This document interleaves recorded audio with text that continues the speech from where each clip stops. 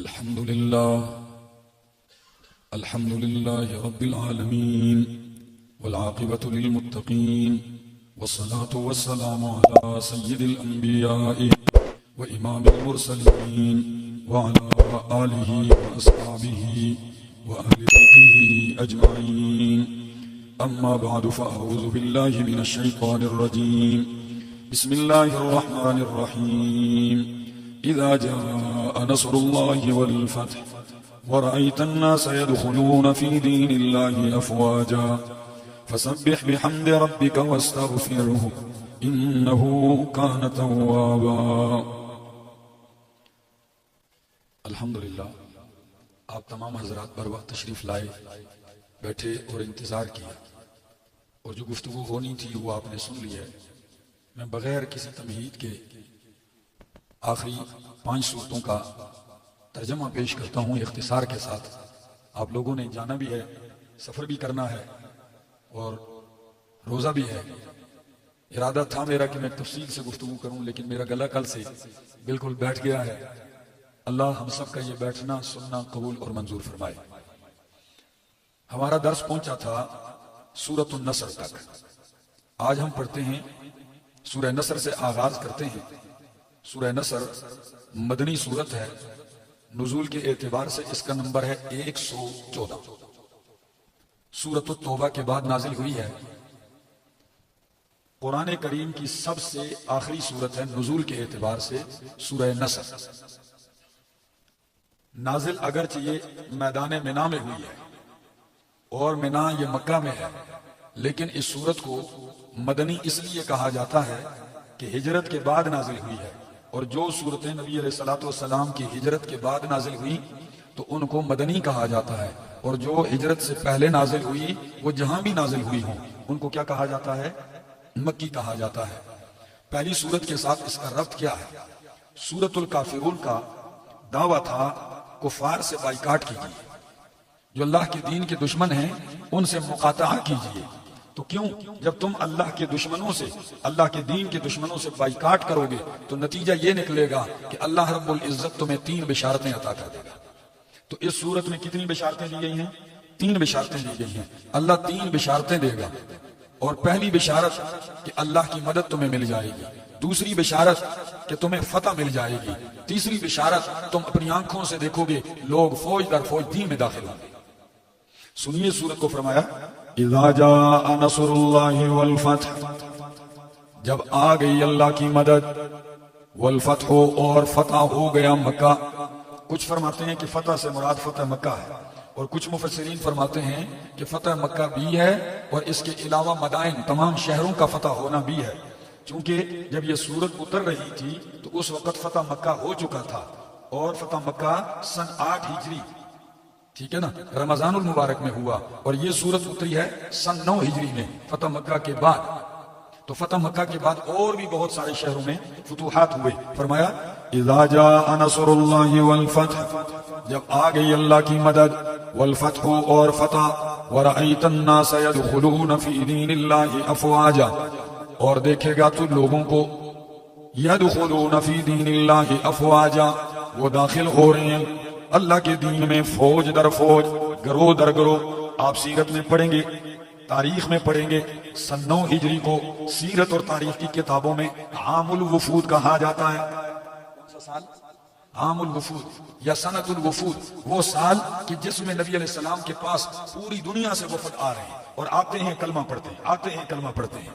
اور فتح مکہ کے موقع پر تو ہر طرف سے کلمہ شہادت کی فضائیں بلند ہو رہی تھی. فرمایا وَرَأَيْتَ النَّاسَ يَدْخُلُونَ فِي دِينِ اللَّهِ أَفْوَاجًا، تو جب اللہ 3 بشارتیں تمہیں دے دے، مدد کی، فتح کی، اور لوگ فوج در فوج گروہ در گروہ دین میں داخل ہوں، تو 3 اوامر بھی دے دیے. 3 اوامر، 3 کام تم نے کرنے ہیں. وہ کیا؟ اگر علاقہ فتح ہو جاتا ہے تو یہ نہیں وہاں جشن شروع کر دو، ناچنا اور گانا شروع کر دو، وہاں بنگڑے ڈالے جائیں. نہیں، عام دنیا میں ممالک میں تو دستور یہی ہے، لیکن تم نے کیا کرنا ہے؟ فَسَبِّحْ بِحَمْدِ رَبِّكَ. 3 کام کرنے ہیں. 1 رب کی تسبیح بیان کرنی ہے، 1 رب کی حمدیں بیان کرنی ہے، اور 1 مالک کائنات کے سامنے استغفار کرنا ہے. فرمایا فَسَبِّحْ بِحَمْدِ رَبِّكَ، پس پاکی بیان کر اپنے رب کی، تعریف کے ساتھ ہم کے ساتھ ایک تسبیح ہے اور ایک تحمید ہے. تسبیح میں اللہ کی صفائی بیان کی جاتی ہے توحید کی کہ اللہ کی ذات میں کوئی شریک نہیں, صفات میں کوئی شریک نہیں, کوئی نقص نہیں ہے, کوئی عیب نہیں ہے, کوئی کمزوری اللہ کی نہیں ہے. اصول میں آپ پڑھ چکی, ٹھیک ہے نا. اور دوسرا لفظ ہے تحمید, وہ کیا ہے کہ اللہ کے لیے جو تعریفات قرآن میں ذکر کی گئی ہیں, جو حمدیں بیان کی گئی ہیں, وہ اللہ ہی کے لیے ثابت کرنی ہے. فرمایا فسبح بحمد ربک واستغفرہ انہ کان توابا. تسبیح بھی کر, حمد بھی بیان کر, ساتھ ساتھ واستغفرہ, اس سے بخشش بھی طلب کر, استغفار بھی کر. انہ کان توابا, بے شک وہ توبہ قبول کرنے والا ہے, بہت بڑا توبہ قبول کرنے والا ہے. بخاری کے اندر موجود ہے کہ اللہ کے پاک پیغمبر صلی اللہ علیہ وسلم کے بعد صحابہ کرام بدر کے صحابہ کو ممتاز حیثیت دیا کرتے تھے.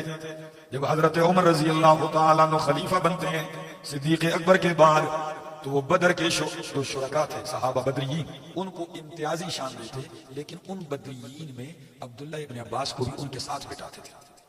حالانکہ عبداللہ ابن عباس جو تھے نبی علیہ السلام کی وفات کے وقت ان کی عمر 13-14 سال. تو ان پہ کچھ بدری صحابہ نے یہ سوال بھی اٹھایا, امیر المومنین 14 سال کا لڑکا ہے, ان سے ہمارے بیٹے بھی عمر میں بڑے ہیں, اور آپ ان کو بدریین کی فہرست میں ان کے ہم پلہ بٹھاتے ہیں, کیا وجہ ہے؟ بٹھانا ہے پھر ہمارے بچوں کو بھی بٹھائیں.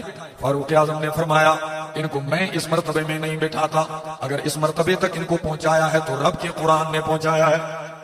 یہ قرآن کا بہت بڑا عالم ہے, ترجمان القرآن ہے, حبر الامت ہے, مفسر قرآن ہے. اب کیسے ثابت کیا جائے؟ اب عملی مظاہرہ سنیے ذرا, دیکھیے. ایک دن محفل لگی ہوئی ہے, سارے صحابہ بیٹھے ہوئے ہیں. حضرت عمر رضی اللہ تعالیٰ عنہ کہنے لگے ذرا او ساتھیو یہ بتاؤ کہ سورۃ النصر میں کیا بیان کیا ہے. کون سی سورت میں؟ سورۃ النصر میں کیا بیان ہوا ہے؟ تو ایک اٹھ کے کہنے لگا کہ اس میں تو یہ بیان ہوا ہے جب اللہ کی مدد آ جائے, فتوحات ہو جائیں, پھر توبہ استغفار و تحمید تسبیح شروع کر دو. دوسرے نے کہا اس میں یہ بیان ہوا ہے شکر ادا کرنا چاہیے اللہ کا فتح آنے کے بعد. اچھا یہ سمجھتے ہو؟ جی. بلایا, فرمایا ابن عباس ذرا آنا.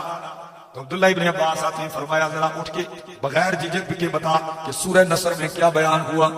تو حضرت عبداللہ ابن عباس اٹھ کے کہتے ہیں اجل رسول اللہ صلی اللہ علیہ وسلم, سورۃ النصر میں اللہ نے اپنے پاک پیغمبر کی وفات کا بیان کیا ہے, آپ کو اشارہ کیا ہے آپ کی وفات کا. آپ بھی حیران ہوں گے 14 صدیوں کے بعد کہ ٹوٹل 3 آیتیں ہیں, اور 3 آیتوں میں موت کا اور آخرت کا ایک لفظ بھی موجود ہے. اس کو کہتے ہیں فتاحت.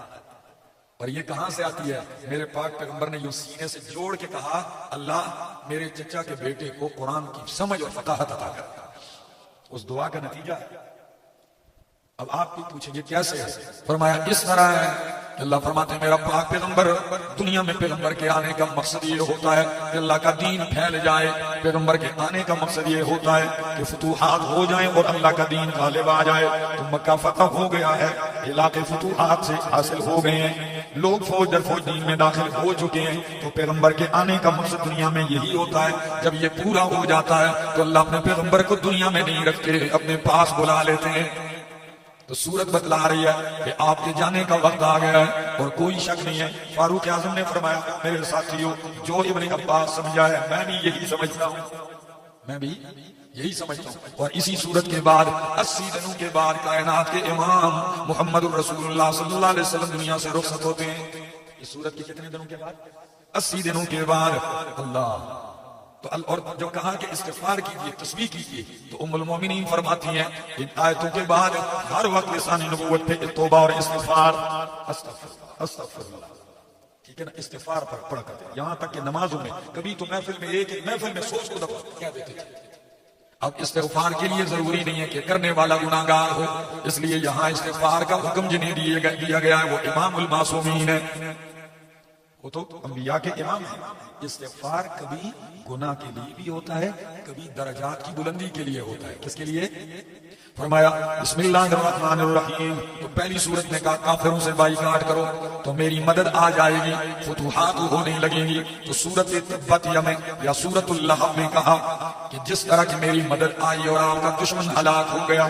کون سا دشمن؟ ابو لہب. کون سا؟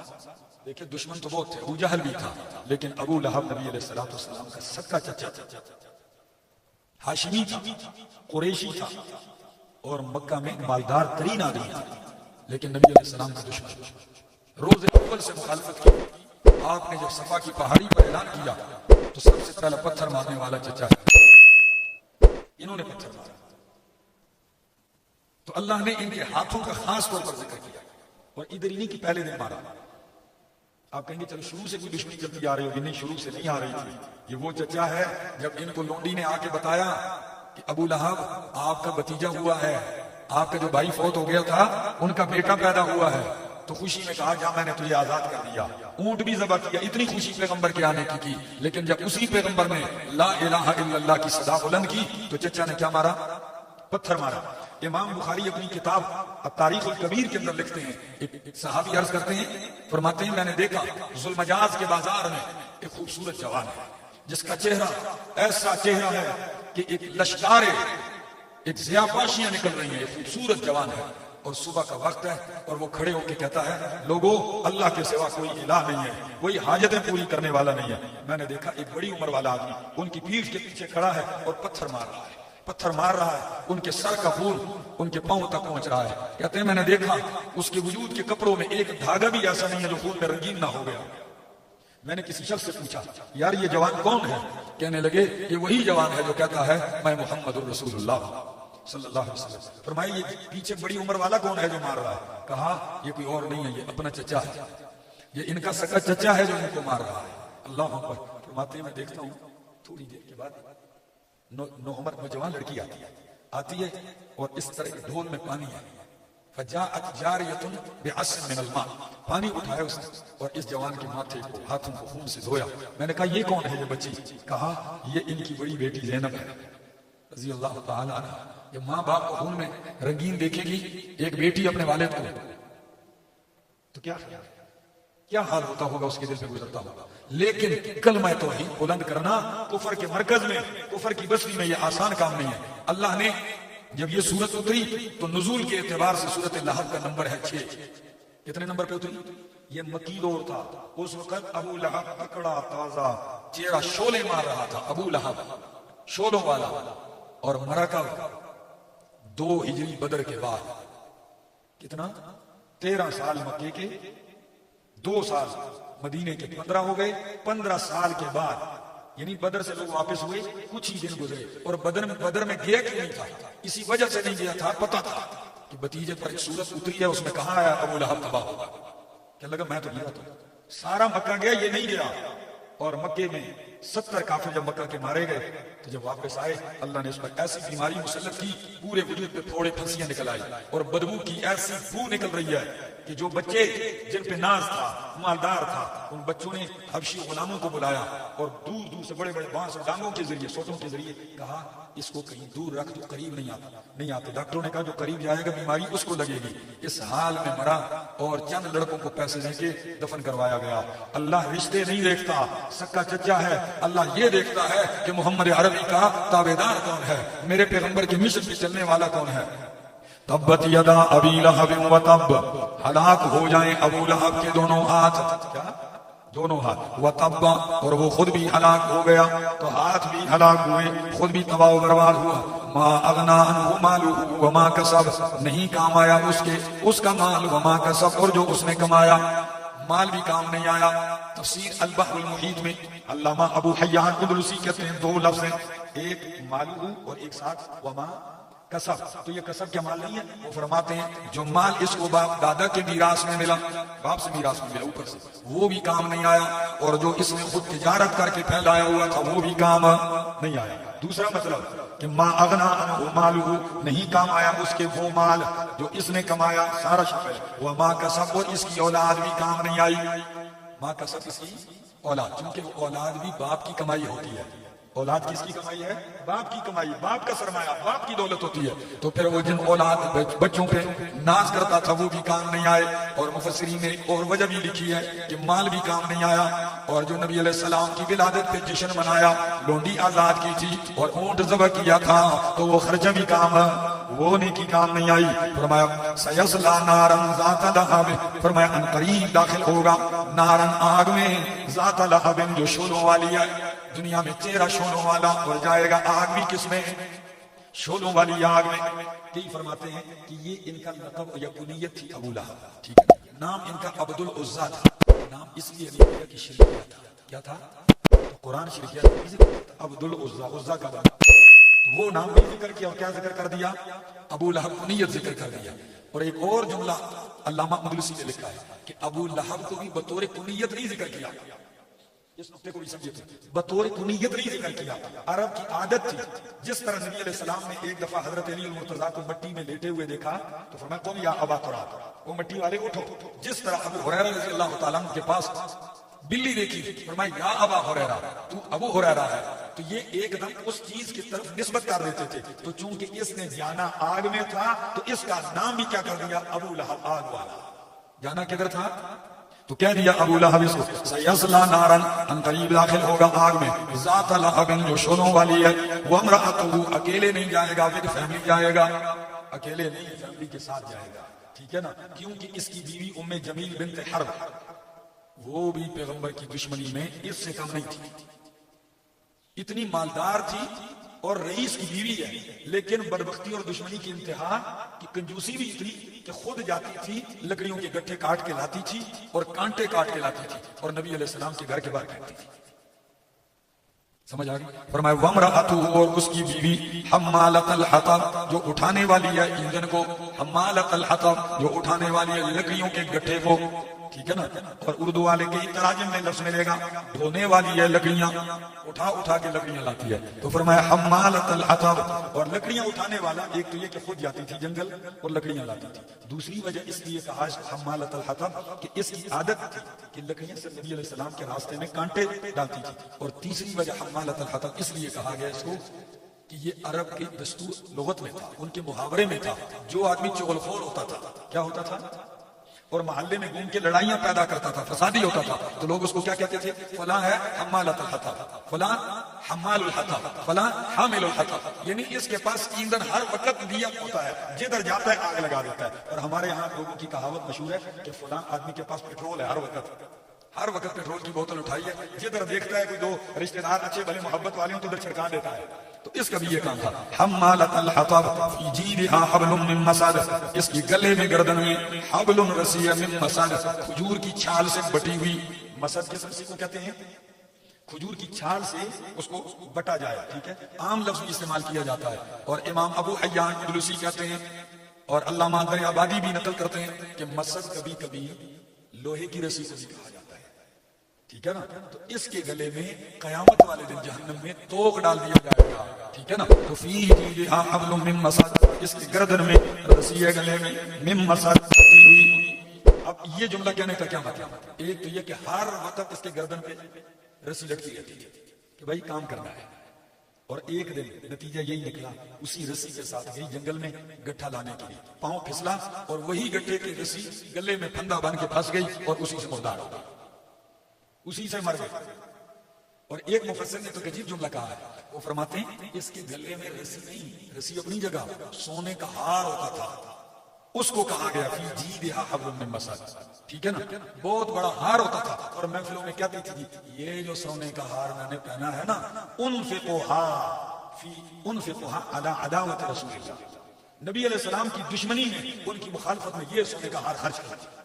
اللہ نے فرمایا وہی اس کے گلے کا پھندا بنے گا آخرت میں. فی جیدہا حبل من مسد, فرمایا دشمن سے بائیکاٹ کر لیا, اللہ کی مدد آ گئی, ملک فتح ہو گیا, دشمن ہلاک ہو گیا. تو آؤ اپنا اصلی مسئلہ بیان کرو. قل هو اللہ احد, کیا بیان کرو؟ قل هو اللہ احد. سورۃ اخلاص 22 نام امام راضی ذکر کرتے ہیں. کتنے نام؟ اس کا ایک نام سورۃ النور ہے, اس کا نام ایک سورۃ التفرید ہے, سورۃ التجرید ہے, اس کا نام سورۃ المعرفت ہے, اس کا نام سورۃ الولایت ہے, سورۃ الایمان ہے. سورۃ الولایت کیوں کہتے ہیں کہ اس سورت کو سمجھ لو, یہی عقیدہ بنا لو, اللہ کے ولی بن جاؤ گے. اور سورۃ التوحید کیوں ہے کہ واحد سورت ہے کہ جس میں اللہ کی توحید کے سوا کوئی دوسرا مسئلہ نہیں ہے. کیا خیال ہے؟ قرآن ختم ہونے لگا تو توحید کی بات نچوڑ, قرآن نچوڑتا ہے تو توحید ہی پہ آ کے بات ختم کرتا ہے. فرمایا قل هو اللہ احد. نزول کے اعتبار سے اس کا نمبر ہے 22, سورۃ الناس کی بات نازل ہوئی ہے.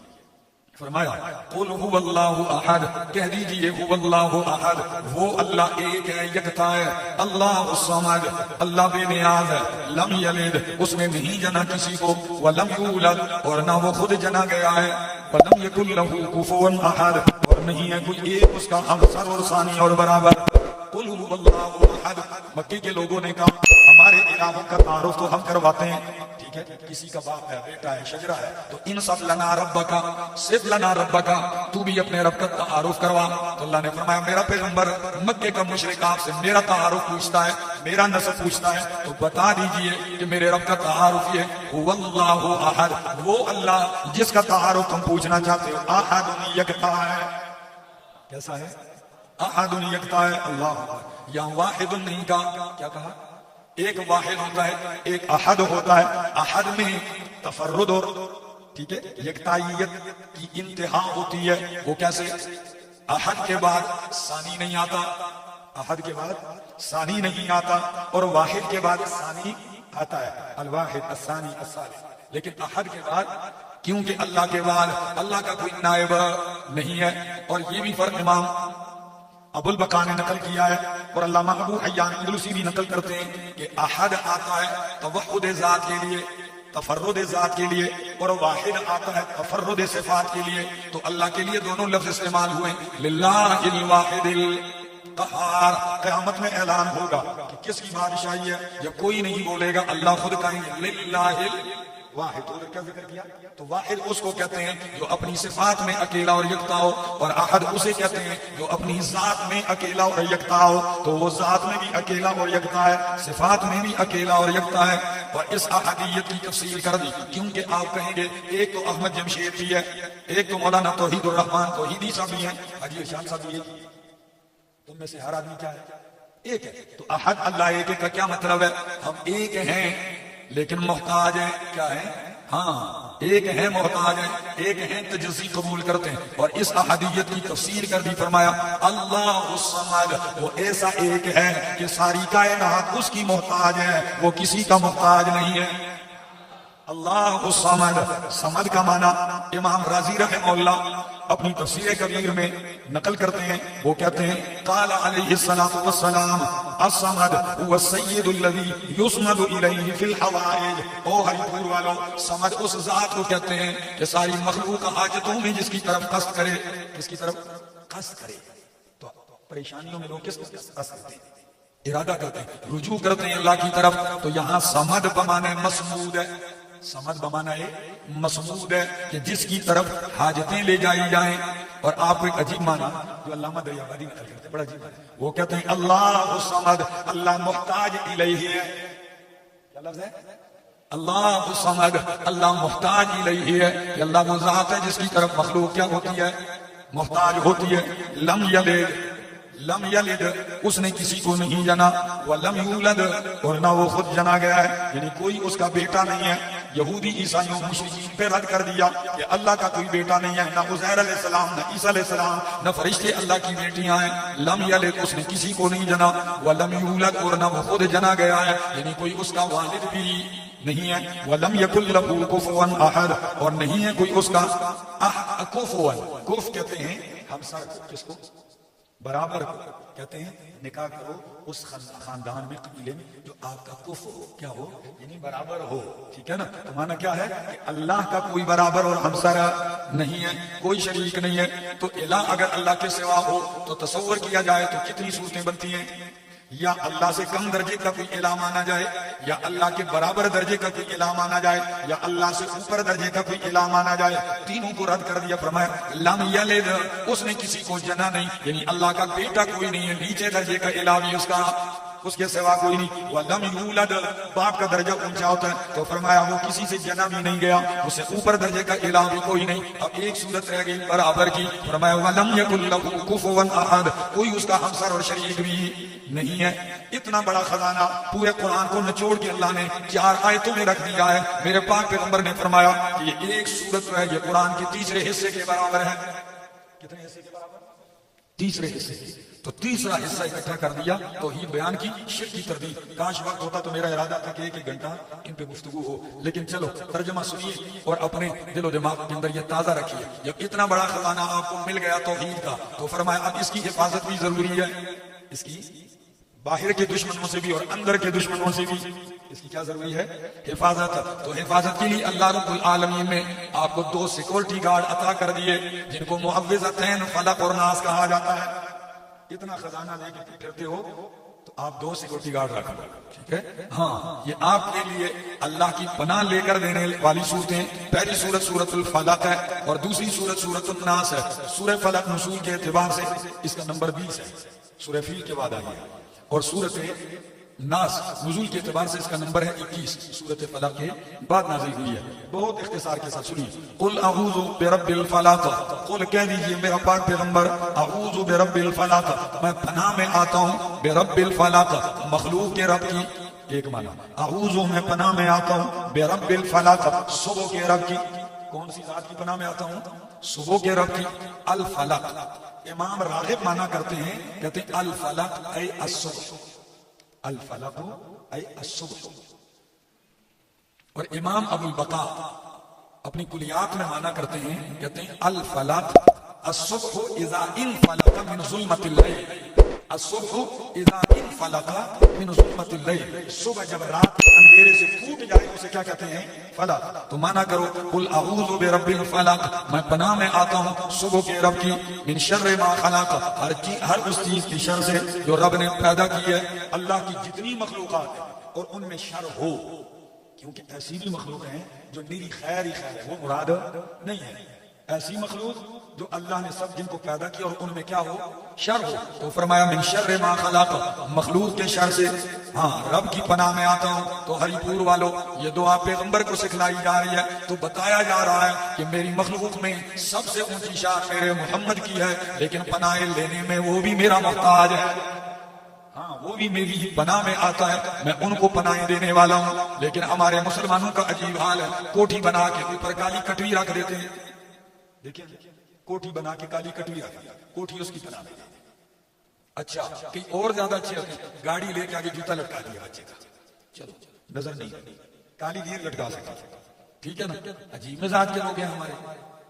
بچہ پیدا ہوتا ہے ہمارے پاس چھڑا رکھ دیتے ہیں، تو میں نے پوچھا یہ چھڑا بچے کے ساتھ کل پیدا ہوا ہے، آج اس کے پاس چھڑا رکھ دیا ہے، چاقو رکھ دیا، یہ کیوں؟ کہتے ہیں جی شیاطین ڈرتے ہیں۔ میں آ کے ایک پاس سے شیاطین اور جنات کو اتنا بڑھا دیا کہ عالم الغیب بنا دیا، اور دوسری طرف کہتے ہو کہ بچے کے پاس چھڑا رکھا ہوا ہے، شیطان ڈر رہا ہے۔ شیطان اتنا علو کا چرخا اس کو پتہ نہیں ہے، بس لوگوں کے ایک نظریہ ہے، ٹھیک ہے نا؟ ایک جگہ بال کتروانے کا اپنے محلے کے قریب، اب تو میں یہاں سے چھوٹے کرواتا ہوں، بہت میرے دل کے قریب لوگ ہیں، موحد ہیں، بال چھوٹے کروانے بیٹھے تو اوپر دیکھتا ہوں گھوڑے کی ناک لگی ہے، سمجھ نہیں آ رہی کہ یہ کیا ہے۔ خیر صبر نہ ہوا، میں نے کہا یہ اوپر گھوڑے کی نال کیوں لگی ہے؟ ہنس کے کہتے تسی لوگ نہیں منتے۔ میں کہ جی مناؤ نا، سمجھاؤ۔ کہتا ہے جی بس یہ خیر اور برکت کے لیے اور پناہ کے لیے۔ انا للہ و انا الیہ راجعون۔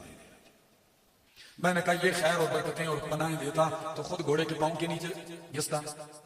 عجیب لوگ تو کیا خیال ہے؟ ریڈیو پہ ایک پیغام چل رہا تھا، ٹھیک ہے نا؟ تو اس میں ایک بندہ گیدڑ سینگی کے فضائل بیان کر رہا تھا۔ کس کی؟ گیدڑ سینگی، یہ مداریوں کے پاس ہوتی ہے، یہ جس کے پاس ہو تو وہ بادشاہ بنتا ہے، یہ ہو تو۔ ایک پٹھان سن رہا تھا، اس نے فون ملایا اور اس کو کہتا ہے انسان کا بچہ بن لوگوں کو گمراہ نہ کر، گیدڑ سینگی کدھر ہوتی ہے؟ کہتا ہے گیدڑ میں ہوتی ہے۔ انہوں نے کہا گیدڑ سینگی اتنی کمال کی چیز ہوتی تو گیدڑ جنگل کا بادشاہ ہوتا، چوری کے مرغے نہ کھاتا۔ اپنا عقیدہ درست کرو۔ فرمایا قل اعوذ برب الفلق، کہہ دیجئے اعوذ میں پناہ میں آتا ہوں برب الفلق، صبح کے رب کی، من شر ما خلق، ہر اس چیز کی شر سے جس کو رب نے پیدا کیا ہے، ومن شر حاسد اذا حسد، اور ومن شر غاسق اذا وقب، اندھیری رات کی شر سے، اذا وقب جب وہ چھا جائے۔ کس کی شر سے؟ اندھیری رات کی شر سے جب وہ چھا جائے۔ رات کا ذکر اس لیے کیا ہے کہ چور لفنگے رات کو نکلتے ہیں، بدکار جو ہوتے ہیں بدکاریوں کے لیے راتوں کا انتخاب کرتے ہیں، شراب کی محفلیں لگتی ہیں تو راتوں کو لگتی ہیں، اور جس طرح بے حیائی کی مجلسیں لوگ راتوں کا انتخاب کرتے ہیں، ڈاکو ڈاکے کے لیے رات کا انتخاب کرتے ہیں، قاتل اور رہزن رات کا انتخاب کرتے ہیں، اور شیاطین بھی راتوں کو نکلتے ہیں، اور موذی بھی چیزیں بھی ہیں یہ راتوں کو عموماً نکلتی ہیں، اور اکثر بیماریاں رات کو بڑھتی ہیں، بیماریاں بھی راتوں کو بڑھ جاتی ہیں. تو خاص طور پر فرمایا من شر غاسق اذا وقب. اور عرب والے کہتے تھے اللیل اخفی للویل، اللیل اخفی للویل، رات بہت ساری ہلاکتوں کو اپنے اندر سمیٹے ہوئے ہوتی ہے. تو فرمایا ومن شر غاسق اذا وقب ومن شر النفاثات فی العقد، اور گروں میں پھونکنے والیوں کے شر سے. کس کے شر سے؟ یہ کون ہے؟ یہ جو منتر ونتر کرتے ہیں، یہ جادوگر ہیں، ٹھیک ہے نا. تو آپ کے خلاف یہ بھی لوگ سرگرم ہو جائیں گے، ٹھیک ہے نا. ہاں تو گروں میں پھونکنے والیوں کی شر سے.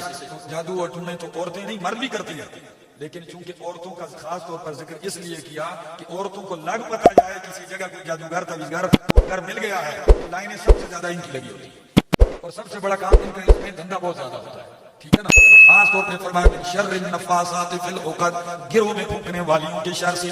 یا صیغہ مؤنث کا اس لیے استعمال کیا ہے من شر النفوس النفاثات. تو نفوس نفس ویسے بھی مؤنث سے سمائی ہے، اور نفوس جمع ہو تو پھر مؤنث کا صیغہ ویسے بھی اس کے لیے استعمال ہوتا ہے، ضمائر بھی مؤنث کے راجع ہوتے ہیں. تو مانا کرو ومن شر النفاثات فی العقد، گروں میں پھونکنے والیوں کے شر سے. ہری پور والوں اگر یہ سورت پڑھو تو پھر یقین رکھو کہ ان چیزوں کا اثر آپ پر اپنے آپ پر پھونکو. پڑھو صبح اور شام اس کا ورد اپنا لو. نبی علیہ السلام نے فرمایا جو شخص صبح 3 مرتبہ سورہ اخلاص فلق ناس 3 دفعہ پڑھ لے گا، شام تک اللہ کے حفظ و امان میں رہے گا. شام کو پڑھے گا، صبح تک حفظ و امان میں رہے گا. ان کو اپناؤ، ان کو اپناؤ، اپنا بچاؤ. کئی لوگوں کو میں نے دیکھا ایسے بھی بدبخت ہوتے ہیں جن کو قرآن پہ یا ان چیزوں پہ یقین نہیں ہوتا، مصنوع دعاؤں پہ. وہ کہتے ہیں مولوی دوسرے کو وظیفہ بتاتے ہیں، خود ڈاکٹر کے پاس جاتے ہیں. او بھائی ڈاکٹر کے پاس جانا یہ الگ سنت ہے. کیا ہے؟ علاج. قرآن نے کبھی نہیں کہا کہ تم مادی علاج نہ کرواؤ، تم دوائی نہ کھاؤ، وہ الگ سنت ہے. اور یہ کیا ہے؟ الگ سنت ہے. فرمایا ومن شر حاسد اذا حسد، حسد کرنے والے کی شر سے جب وہ حسد کرنے لگے. طلباء ایک وصیت کرتا ہوں، طلباء میں حسد نہیں ہوتا. شیخ القرآن مولانا غلام حبیب صاحب رحمہ اللہ تعالی وہ فرمایا کرتے تھے یہ طلباء دل کے بڑے صاف ہیں، محبت.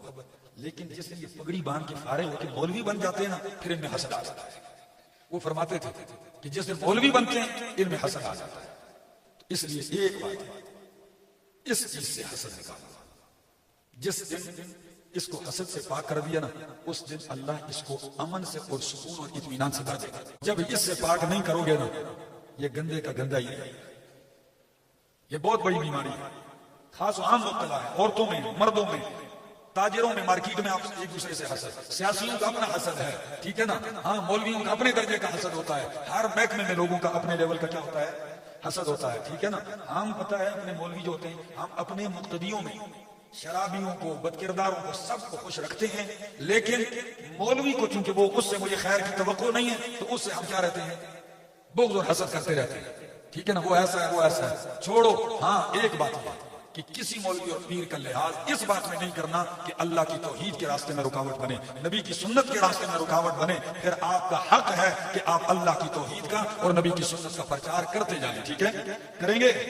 فرمایا ومن شر حاسد اذا حسد. اور دوسری سورت سورۃ الناس، فرمایا قل اعوذ برب الناس، کہہ دیجئے میں پناہ میں آتا ہوں برب الناس، لوگوں کے رب کی. کس کی پناہ میں؟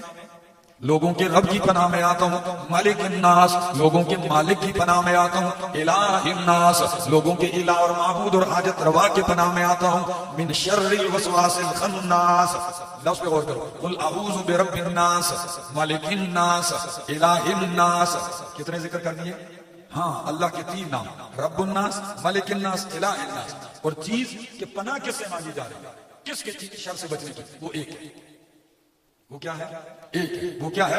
من شر الوسواس الخناس، وسوسہ ڈالنے والے کے شر سے. کس کے شر سے؟ ہاں پہلے تو آپ باہر کے لوگوں سے امن میں ہو جاؤ، اب اپنے اندر کے شر سے بھی کس میں ہو جاؤ کہ شیطان لگا اور آپ کے اندر فساد پیدا کر رہا ہے. تو باہر کے دشمنوں سے بھی بچاؤ، اندر کے دشمنوں سے بھی. تو فرمایا من شر الوسواس الخناس، وسوسہ ڈالنے والے کے شر سے. الخناس، جو چھپ جانے والا ہے، پیچھے ہٹ جانے والا ہے. خناس شیطان کو کہا. کیوں؟ یہ جب وسوسہ ڈالتا ہے انسان غافل ہوتا ہے تو خیالات ڈالتا ہے وسوسے، اور جب آپ اللہ کی یاد میں لگتے ہیں تو یہ فوراً پیچھے ہو جاتا ہے. پھر جب غافل ہوتے ہیں تو یہ پھر وسوسہ ڈالنے لگتا ہے. فرمایا الوسواس، ایک دفعہ وسوسہ نہیں، اس کا نام کیا ذکر کیا ہے؟ وسواس. بار بار وسوسے ڈالتے ہیں، کام ہی اس کا یہ ہے. الخناس، پیچھے چھپ ہٹ جانے والا یا چھپ جانے والا. الذی یوسوس فی صدور الناس، وہ وسوسے ڈالنے والا جو وسوسے ڈالتا ہے لوگوں کی سینوں میں. کس میں؟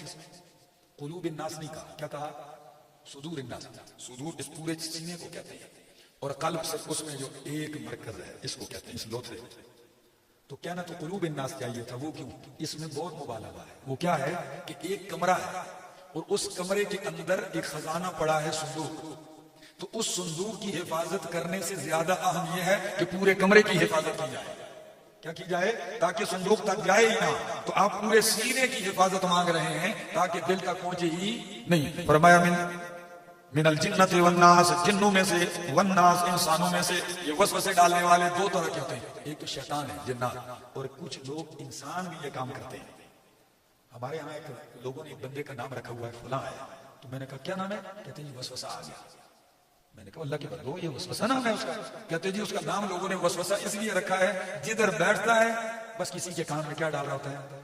وسوسہ ڈال رہا ہوتا ہے. اس کام سے بھی بچنا چاہیے، ٹھیک ہے نا. اور یہ پناہ مانگ لو شیطان سے، جنات کی شر سے بچ جاؤ گے. شیطان خوش نہ ہونا کہ کہیں آج چھٹی ہوگی، قرآن ہمیشہ کے لیے بند. ہم اسے خوش نہیں کرتے، ہم کہتے ہیں لو پھر بسم اللہ ہوگی. فرمایا بسم اللہ الرحمن الرحیم. الحمدللہ، تمام صفات الوہیت للہ، اللہ ہی کے لیے ہیں. رب العالمین، جو رب ہے تمام جہانوں کا. الرحمن، جو بڑا مہربان ہے. الرحیم، نہایت رحم والا ہے. مالک یوم الدین، مالک ہے روز جزا کا. ایاک نعبد، خاص تیری ہی ہم عبادت کرتے ہیں. و ایاک نستعین، اور خاص تجھ ہی سے مدد مانگتے ہیں، استعانت مانگتے ہیں. ما فوق الامور، چیزوں میں، یا ما فوق الاسباب، امور میں تو ہی سے مدد مانگتے. اہدنا الصراط المستقیم، مضبوط کر دے ہمیں صراط مستقیم پر. صراط الذین انعمت علیہم، راستہ ان لوگوں کا جن پر تو نے انعام کیا. اور وہ انعام یافتہ لوگ کون ہیں؟ غیر المغضوب علیہم، جن پر غضب بھی نہیں ہوا. ولا الضالین، اور وہ گمراہ بھی نہیں ہوئے. آمین.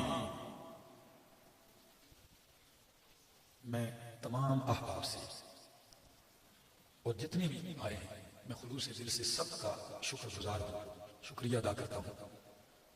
اہل محلہ کا آپ یقین کریں، یہاں بیٹھے ہیں حاجی ارشاد صاحب ہیں، وہ دو بیٹھے ہوئے ہیں بزرگ، وہ بیٹھے ہوئے ہیں، یہاں بیٹھے ہیں وہ. یہ درس میں بھی بیٹھتے ہیں، میں بالکل پرسکون ہوں کہ میں نے درس دیا ہے، بالکل ٹینشن فری ہوگا، ٹھیک ہے نا. یہ لگے رہے خدمت میں، اور ہر دن مجھ سے پوچھتے کیا حال ہے، پریشانی. بس آپ درس دیتے جائیں، ہم خدمت کرتے جائیں گے. میں کہتا ہوں اللہ اس کے بدلے ان کو اور ان کی نسلوں کو عطا کرے. قرآن کی جس نے بھی خدمت کی ہے، جس درجے میں، اللہ نے اس کو رنگا ہے. اور مولانا توحید الرحمان توحیدی صاحب جنہوں نے بڑی خوبصورت گفتگو کی ہے اور اپنی محبتوں کا اظہار کیا ہے، یقیناً میں ان کا شکریہ بھی ادا کرتا ہوں کہ ایسا اچھا ماحول انہوں نے ہمیں فراہم کیا. اور یہ باوجود مصروفیات کے، صرف اس لیے ہماری تسلی اور نصرت کے لیے خود بھی آ کر گھنٹوں بیٹھ جاتے اور اٹھتے کوئی پریشانی کوئی مسئلہ. لیکن الحمدللہ طلباء سے جتنی محبت اور مجھ سے جتنی محبت اور خلوص سے پیش آئی، اور بھی جتنے علماء کرام آئے ہیں یہاں، میری دائیں جانے بیٹھے ہیں، بائیں جانے بیٹھے ہیں، ضلع ہری پور کے باہر مولانا طیب زعفرانی صاحب اپنی ٹیم کے ساتھ وہ مانسیرہ سے آئے ہیں. یہ ان کی محبتیں، یہ فارغ بیرے لوگ نہیں ہیں، یہ خود اپنی جگہ دورے پڑھاتے ہیں، درس دیتے ہیں، لیکن یہ ان کی وہ محبت اور خلوص ہے کہ قرآن کا ایک درس ہو رہا ہے اور ہم نے جس بے سر و سامانی کے عالم میں شروع کیا ہے. اور میرے طلباء، یہ جو بچے آئے ہیں، آپ یقین کریں، میں سچ کہتا ہوں یہ مجھے اپنی اولاد سے زیادہ عزیز ہے. اس لیے کہ اولاد میں کوئی پتہ نہیں کہ کبھی آپ کا جانشین وارث بنتا ہے یہ یا نہیں، لیکن جنہوں نے آپ سے قرآن پڑھ لیا ہے یہ آپ کے علمی اور قرآنی وارث کیا ہو گئے ہیں؟ بن گئے ہیں. اور انشاءاللہ میں ان سے یہ عہد لوں گا کہ انشاءاللہ تم نے قرآن کریم کی خدمت کرنی ہے اور قرآن کریم کی خدمت کرنے والوں کا ساتھ دینا ہے، ٹھیک ہے. اور اپنے دل کو حسد سے پاک کرنا ہے، محبت کے ساتھ، اعمال کے ساتھ. یہ بھی آپ کو بتا دوں، جب قرآن کے طالب العلم ہو تو آپ کے اخلاق بھی حاملین قرآن والے ہونے چاہیے. اگر آپ قرآن کے طالب العلم ہو تو پھر آپ اعمال بھی قرآن والے سر انجام دیں، اس لیے کہ کہیں ایسا نہ ہو کہ اللہ یہ خزانہ اپنا واپس نہ دے، کہیں اس مسند سے معزول نہ کر دے. بڑے لوگ ہیں معزول ہو جاتے ہیں، ان انسان کو سمجھ نہیں لگتی اور کئی دفعہ سوچتا ہے. اور پرانے زمانے میں ایک زلزلہ آیا تھا نا، تو ایک بوڑھی ماسی، زلزلے میں لوگ ادھر ادھر بھاگ رہے تھے، تو وہ کہتی یا اللہ آپ کا کوئی گناہ بھی صحیح نہیں تو پتہ نہیں کیوں ہلتی ہے. ٹھیک ہے نا، کہ مجھے اپنا کوئی گناہ بھی نظر نہیں آ رہا ہے، غلطی بھی نظر نہیں آ رہی ہے، پھر زلزلہ آ گیا۔ مصیبت یہ ہے کہ ہمیں اپنا گناہ اور غلطی نظر آتی نہیں ہے، یہ مصیبت ہے۔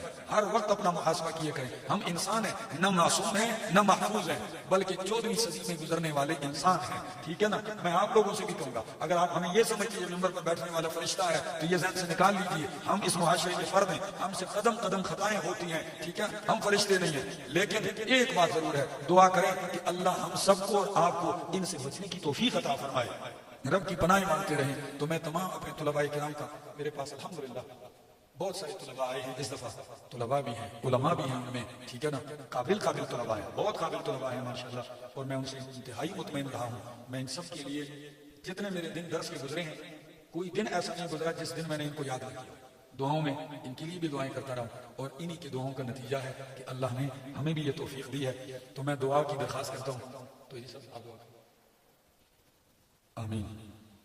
الحمدللہ رب العالمین الرحمن الرحیم مالک یوم الدین إياك نعبد وإياك نستعين اهدنا الصراط المستقيم صراط الذين أنعمت عليهم غير المغضوب عليهم ولا الضالين آمين۔ اللهم صل على محمد وعلى آل محمد كما صليت على إبراهيم وعلى آل إبراهيم إنك حميد مجيد۔ اللهم بارك على محمد وعلى آل محمد كما باركت على إبراهيم وعلى آل إبراهيم إنك حميد مجيد۔ اللهم لك الحمد حتى ترضى ولك الحمد إذا رضيت وَلَكَ الْحَمْدُ بَعْدَ الرِّضَا۔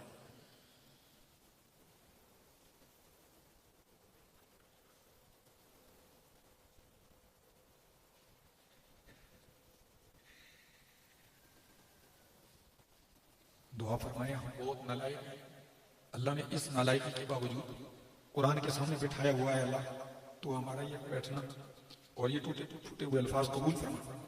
لازمی بات ہے، ہم سے کوتاہیاں بھی ہوئی ہوں گی، غلطیاں بھی ہوئی ہوں گی، اللہ معاف فرما، اللہ درگزر والا معاملہ فرما۔ اللہ بہت سے طلباء کے مسافر ہیں، کئی تاجکستان سے پتہ نہیں کس جگہ سے آئے، اللہ پاکستان کے کونے میں سے مسافر پردیسی طلباء، اللہ ان کا آنا سننا قبول فرمائے، ان کی سینوں کو قرآن کے نور سے نور۔ ان لوگوں کے لیے دعا فرمائے جن کی وجہ سے قرآن ہم تک پہنچا ہے۔ میں اپنے اساتذہ کے لیے، اللہ جن کے واسطے سے قرآن پہنچے، جن سے میں نے قرآن سیکھا ہے، اللہ میرے اساتذہ ضلع ہری پور کے ہمارے امیر ہیں مولانا محمد اعظم صاحب بیمار ہیں، میں نے ان سے بھی قرآن پڑھا ہے، اللہ انہیں صحت عطا فرما۔ اور میرے قرآن کے استاد کرم شیخ القرآن مولانا محمد طیب طاہری صاحب، اللہ ان کو بھی صحت تندرستی عطا فرما، ان کی آل اولاد میں برکتیں عطا فرما۔ قرآن کریم کی اس عمر میں بھی خدمت میں لگے ہوئے ہیں، ہزاروں کی تعداد میں طلباء وہاں بھی جلوہ افروز ہیں، جاری ہے، دعا فرمائیں اللہ ملک پاکستان کی طول و عرض میں جہاں بھی قرآن کریم کے دروس ہوتے ہیں، اللہ کامیابی سے ہم کنار فرما۔ اللہ ان گھروں میں برکتیں عطا فرما، اس محلے کے ہر فرد کو اللہ خوشیاں عطا فرمائے۔ اللہ اے اللہ جنہوں لوگوں نے تعاون کیا ہے، حاجی ارشاد صاحب ہیں یا میرے نام نہیں آتے مجھے سامنے، اللہ تو جانتا ہے، ان کو اللہ جھولیاں بھر کے اللہ ان کو عطا فرما۔ اور آج جو ہماری اس خوشی میں شریک ہے، چاہے علماء ہیں، چاہے طلباء ہیں، چاہے عوام ہیں، اللہ یہ مصروفیت کے باوجود آئے ہیں، اللہ ان کی نیک تمناؤں کو پورا فرما۔ اور ملک پاکستان میں جو علماء شہید کیے گئے ہیں، اللہ ظلماً اے اللہ ان سب علماء کرام کو غریق رحمت فرما اے اللہ۔ اور جن علماء کرام کہ دروس جاری ہے، خدمت کر رہے ہیں دین کے، اللہ مزید ہمت اور توفیق عطا فرما۔ میرے والدین کی دعا فرمائیں اللہ ان کو صحت اور تندرستی عطا فرمائے، میرے بچوں کو اللہ میرے علم کا اس خدمت دین کا وارث بنائے، اور دعا فرمائیں اللہ رب العالمین جتنے بھی میرے دادا جان میری دادی جان ان کی بھی دعا فرمائے، دادا جان وفات پا گئے، اللہ غریق رحمت فرمائے، دادی جان کی اللہ صحت عطا فرمائے، میرے چچا ہیں بیمار ہیں شدید، ابھی الحمدللہ کافی بہتر ہیں، اللہ ان کو صحت اور تندرستی عطا فرمائے۔ اور ان ساتھیوں کا جنہوں نے اس دورے میں اپنا تعاون جاری رکھا، جس اعتبار سے جانی کیا مالی کیا ہے، اللہ ان کی حاجتیں پوری فرما۔ اور میری بھی شرعی حاجتیں ہیں اللہ، میری شرعی حاجتوں کے لیے آپ سے دعا کی درخواست ہے، اللہ ہماری بھی شرعی حاجتیں پوری فرما۔ ملک پاکستان کو اللہ امن عطا فرما، بدامنی اور خود غرضی ختم فرما۔ وصلی اللہ تعالی علی النبی الکریم وعلی آلہ وصحبہ اجمعین۔ خصوصاً ایک طالب علم پورے دورہ تفسیر میں شریک رہا، فضل واحد، پرسوں اس کا ایکسیڈنٹ ہوا ہے اور وہ اس کی ٹانگ ٹوٹ گئی ہے، اللہ اسے صحت عطا فرمائے۔ خصوصاً میرے درس کے ساتھیوں میں مولانا عبدالقدیر ہے، دعا فرمائیں، بڑی خدمت کرتے رہے ہیں مصروفیت کے باوجود، اللہ اس کی آل اولاد میں برکتیں عطا فرمائے۔ میرے دوسرے ساتھی ہیں علی چانی، مستقل دورہ ریکارڈ بھی کرتے رہے، خدمت بھی کرتے رہے، سارا دن کرتے رہے، اللہ اس کو اجر عطا فرما، اجر عظیم عطا فرما۔ میرے دوست ہیں جو آتے ہیں مستقل ایبٹ آباد سے جمعہ پڑھنے، بیماری کے باوجود آئے ہیں ملک مختار صاحب، اللہ انہیں صحت عطا فرمائے۔ بھائی عبد القدیر کے چچا جان ہیں، وہ بیمار ہیں، ان کے والد گرامی بیمار ہیں۔ مولانا صدیق الرحمان صاحب ہیں، وہ اکثر آیا کرتے تھے لیکن وہ بیمار ہیں، دعا فرمائیں اللہ انہیں بھی صحت تندرستی عطا فرمائے۔ وصلی اللہ تعالی علی نبی۔ یہ جو مدرسہ جس میں ہم نے یہ خدمت سر انجام دی ہے، پاک پروردگار اس مدرسے کو آباد کرے، اسے آباد کرنے والوں کو اللہ آباد کرے، اور اللہ اسے ترقی عطا فرمائے۔ توحید اور توحیدی سب کو اللہ مزید ہمت، طاقت اور توفیق دے کہ یہ خدمت دین کرتے رہیں، اور یہ انہی ان کی نسل میں بھی اللہ کرے، ان کو اللہ اچھے جانشین عطا فرمائے۔ وصلی اللہ تعالی علی نبی الکریم وعلی آلہ وصحبہ اجمعین۔